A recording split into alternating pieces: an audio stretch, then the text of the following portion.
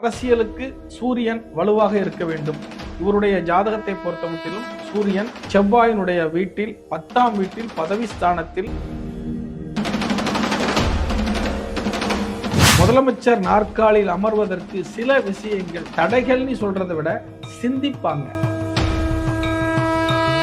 2ஆம் வீட்டு அதிபதியான குரு பகவான் இவருக்கு அவயோகியாகவும் எதிரிடை நட்சத்திரமாகவும் வருகிறார். அரசியலில் இவருக்கு முழுமையாக ஈடுபடக்கூடிய ஒரு விஷயம் 2026 வந்துவிடும். ஸ்டாலின் ஐயா அவர்களுடைய ஜாதகத்தை விட இவர்களுடைய ஜாதகம் என்ன ஒரு பெரிய மைனஸ் என்ன இருக்கும்னு கேட்டீங்கன்னா, பிரச்சாரங்களுக்கு செல்ல தயங்குவார். அப்ப தாத்தா உழைச்ச உழைப்ப பேரன் உழைச்சா வெற்றி. கண்டிப்பாக இந்த ஜாதகம். வணக்கம் நேர்களே, ஜோதிட தரிசன நேர்களுக்கு விகி நாராயணனுடைய அன்பான கனிவான வணக்கங்கள். நம்ம இன்னைக்கு பார்க்க போற ஜாதகம் ஸ்டாலின் ஐயா முதல்வர்கள் அவருடைய புதல்வர் உதயநிதி ஸ்டாலின் துணை முதல்வர் அவருடைய ஜாதகத்தை நம்ம இன்னைக்கு பார்க்க போறோம். 2026 நடக்கக்கூடிய இந்த தேர்தல் இவர்களுடைய ஜாதகத்திற்கு எந்த அளவிற்கு உறுதுணையாக இருக்க போகிறது என்பதை ஒரு சிறு ஆய்வு செய்திருக்கிறேன். 27/11/1977 ஞாயிற்றுக்கிழமை பிறந்திருக்கிறார். இவருடைய கிழமைக்கு அதிபதியாக புதன் பகவான் வருகிறார். நட்சத்திரம் மிருகசீரிஷம், கும்ப லக்கணம், துவிதியை திதி, சாத்தியம் நாமயோகம், தைத்துளை கரணம். இவருடைய இப்போ தற்சமயமா நடந்துகிட்டு இருக்கக்கூடிய திசை பார்த்தீங்கன்னா சனி திசை இவருக்கு நடந்துகிட்டு இருக்குது. இப்போ இந்த சனி திசை காலகட்டங்கள்ல இவருக்கு வேதகனாக வரக்கூடியவர் செவ்வாய் பகவான். அந்த செவ்வாய் பகவான் நீச்சமாகிவிட்டார். யார் இவருக்கு கெடுதல் செய்யக்கூடிய கிரகமோ அது நீச்சமாயிருக்கிறது. அதற்கு இடம் கொடுத்த சந்திர பகவான் உச்சமாகி நீச்சபங்கமை கொடுக்கிறார். அப்போ இவருடைய தேர்தல் பொதுவா அரசியலுக்கு சூரியன் வலுவாக இருக்க வேண்டும். இவருடைய ஜாதகத்தை பொறுத்தமட்டிலும் சூரியன் செவ்வாயினுடைய வீட்டில் 10ஆம் வீட்டில் பதவி ஸ்தானத்தில் அமர்க்களமாக அமர்ந்திருக்கிறார். அப்போ இது ஒரு வகையில் பெரிய அளவு சிறப்பு. அதுபோல இவர்களுடைய ஜாதகத்துல பாத்தீங்கன்னா 2ஆம் இடமான வாக்குஸ்தானம், நம்மளுடைய பேச்சு அடித்தட்டு மக்கள்கிட்ட கொண்டு போய் சேர்க்கக்கூடிய இடம், அங்க கேது பகவான் இருக்கிறதுனால குருவினுடைய வீட்டில் கேது பகவான், அந்த 2ஆம் வீட்டு அதிபதியான குரு பகவான் இவருக்கு அவயோகியாகவும் எதிரிடை நட்சத்திரமாகவும் வருகிறார். ஆகையினால்தான் இவருக்கு பேச்சாற்றல் குறைவாக இருக்கிறது. ஜனங்கள்கிட்ட எதை பேசினால் கவர்ச்சிகரமாக இருக்கும், ஒரு பேச்சு மேடை பேச்சு என்றால் எப்படி இருக்க வேண்டும் அப்படிங்கிற ஒரு விஷயம் இல்லாமல் இருப்பதற்கு இது ஒரு மைனஸ் தான். ஆனா செயல்பாடுகள்னு பார்க்கும் பொழுது செயல்பாடுகள் நிறைய இருக்கும். சில பேர் நல்லா குலைக்கிற நாய் கடிக்காதுன்னு சொல்லுவாங்க பழமொழி ஊர்ல. அப்ப சில பேர் பேசுவாங்க செய்ய மாட்டாங்க, சில பேர் பேச மாட்டாங்க செய்வாங்க. இது பேசாமல் சாதிக்கக்கூடிய ஒரு ஜாதக அமைப்பு. ஏன்னா கேது பகவான் அமைதி, அதுவும் குரு வீட்டில் இருக்கிறதுனால சைலண்ட் தான். அமைதியான முறையில் சில விஷயங்களை சாதிக்கக்கூடிய அமைப்பு இதுக்கு உண்டு. நல்ல கூர்மையான அறிவு இருக்கும். ஏன்னா உங்களுக்கு புதன் பகவான் லாபஸ்தானமான 11ஆம் வீட்டில் அமர்ந்திருக்கிறார். இதுவும் ஒரு வகையில சிறப்பு தான்.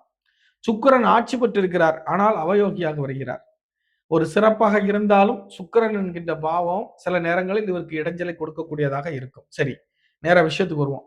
இவரு 2026 அரசியலில் இவருடைய பங்கீடு எப்படி இருக்கும்? அரசியலில் இவருக்கு முழுமையாக ஈடுபடக்கூடிய ஒரு விஷயம் 2026 வந்துவிடும். முதலமைச்சர் நாற்காலியில் இவர் அமர்வாரா, அமர்வதற்கான வாய்ப்புகள் இருக்கிறதா அப்படின்னு பாத்தீங்கன்னா, முதலமைச்சர் நாற்காலியில் அமர்வதற்கு சில விஷயங்கள் தடைகள்னு சொல்றதை விட சிந்திப்பாங்க. முதல்ல யார் சிந்திப்பா அப்படின்னா அப்பா.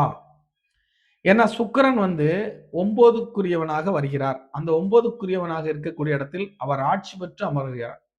அப்ப அப்பா என்ன நினைப்பாருன்னா, இந்த காலகட்டங்களில் இவரை முதல்வராக அறிவித்தால் யாராவது நினைப்பார்களா, அதை நம் மகனால் ஏற்றுக்கொண்டு செயல்பாடுகளில் வர முடியுமா அப்படிங்கிற ஒரு ஐயம் முதலில் அவருக்குத்தான் வரும்.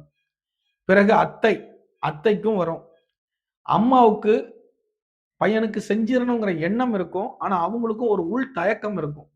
இது சாத்தியப்படுமா படாதான்? ஏன்னா 4ஆம் இடமான சந்திரன் உச்சம் பெற்றிருந்தாலும் அது சுக்கிரனான அவயோக வீட்டில் இருப்பதால் சிறிது தயக்கத்தை கொடுக்கும். எல்லாருக்கும் அவர்களுடைய குடும்பத்துக்குள்ளே ஒரு தயக்கத்தை கொடுக்கும். இந்த தயக்கத்தை கொடுத்தாலும் அதை மீறி இப்ப இவருடைய ஜாதகம் தேர்தல் நிற்கக்கூடியவர்களுடைய ஜாதகத்துல இவருடைய ஜாதகம் வலுவாக இருக்கிறது. இன்னும் சொல்ல போனால் ஐயா ஸ்டாலின் ஐயா அவர்களுடைய ஜாதகத்தை விட இவர்களுடைய ஜாதகம் இன்னும் வலுவாகவே இருக்கிறதுன்னு சொல்லலாம். அந்த அளவுக்கு ஒரு அரசியல் அமைப்புக்கு ரொம்ப சாதகமான ஒரு சூழ்நிலையை காட்டுகிறது. இவர் ஜாதகத்துக்கு இவரை எதிர்த்து நிற்கக்கூடியவர்களுடைய ஜாதகத்தை நம்ம பார்க்கணும். ரெண்டையும் கம்பேர் பண்ணணும். அடுத்து வரக்கூடிய நிகழ்ச்சிகளில் நான் என்ன மாதிரி பண்ண போறேன்னு கேட்டீங்கன்னா, இவர் ஜாதகம் சீமான் ஜாதகம், இவர் ஜாதகம் விஜய் ஜாதகம், இவர் ஜாதகம் சீமான் விஜய் 3 பேருடைய ஜாதகம், இப்படியாக 3 எபிசோடுகள் வரிசையா நான் விட போறேன்.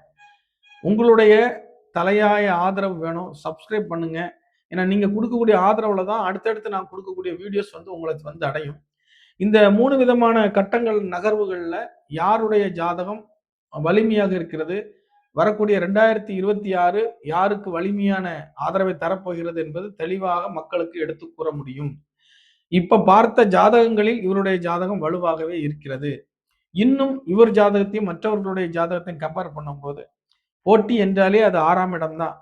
6ஆம் இடத்தில் எப்பவுமே ஒரு அஸ்திர கிரகங்கள் இருக்கும் பொழுது வெற்றி வாகை சூடுவார்கள். அதுவும் செவ்வாய் இருக்கிறார். கண்டிப்பாக வெற்றி வாகை சூடுவதற்கான வாய்ப்புகள்லாம் அருமையாக காட்டுது. ஜாதகத்துல குறை இல்லை. சனி தசை, அந்த சனி தசையில் சூரிய புத்தி வேற வருகிறது. 10ஆம் இடமான பதவி ஸ்தானத்தை கொடுக்கக்கூடிய சூரிய புத்தி 2026 2வது மாசம் வருகிறது. தேர்தலே அதுக்கு பிறகுதான் வருது. அப்ப சாதகமா இருக்கு இல்லையா? நம்ம முகஸ்துதி பாடணும்ட்டோ ஒரு கட்சிக்கு சார்ந்து பேசணும்ட்டோ இல்ல, உண்மையை சொல்ல வேண்டி இருக்குது. ஜாதகத்தை ஆராய்ச்சி பண்ணி பார்க்கும்போது இவர் ஜாதகம் நல்லாவே இருக்குது. சில சின்ன சின்ன விஷயங்கள் இருக்குது. சின்ன சின்ன தயக்கமும் மனக்கசப்பும். இவர்கிட்ட என்ன ஒரு பெரிய மைனஸ் என்ன இருக்கும்னு கேட்டீங்கன்னா, பிரச்சாரங்களுக்கு செல்ல தயங்குவார். அங்க போய் ஏதாவது உளறிட்டா என்ன பண்றது, அல்லது அங்க போறதுக்கு உடம்பு அலையிறதுக்கு. ஏன்னா சுக்கிரன் சொகவாசி, சொகுசாவே இருந்து பழகக்கூடிய ஒரு அமைப்பை கொடுப்போம். அப்ப அந்த சுக்கிரன் இவருக்கு முடக்கராசியாவோ அவயோகியாவோ வரும்போது வீட்டுல முடங்கி கிடக்கதான் சொல்லும், போய் உழைக்க சொல்லாது. ஆனா சனி தசை பிழிஞ்சு எடுத்துரும். உழைச்சால்தான் வெற்றி. அப்ப தாத்தா உழைச்ச உழைப்ப பேரன் உழைச்சா வெற்றி. தாத்தா எப்படிலாம் உழைச்சாரு, அந்த உழைப்ப பேரன் கைக்கு எடுக்கணும். எடுத்தால் கண்டிப்பாக இந்த ஜாதகம் ஒரு வெற்றி அடையக்கூடிய தகுதி படைத்த ஜாதகமாக இருக்கிறது என்பதை மனப்பூர்வமாக நம்ம சொல்லலாம். மற்ற ஜாதகங்களையும் கம்பேர் பண்றேன். நான் சொல்லிடலாம், ஒரு 3 ஜாதகம் விட போறேன். வரிசையா சப்ஸ்கிரைப் பண்ணி ஆதரவு கொடுங்க. எல்லாம் ஒரு முடிவு தெரிஞ்சு போயிடும் 2026. நன்றி, வணக்கம். ஐயா உண்டு.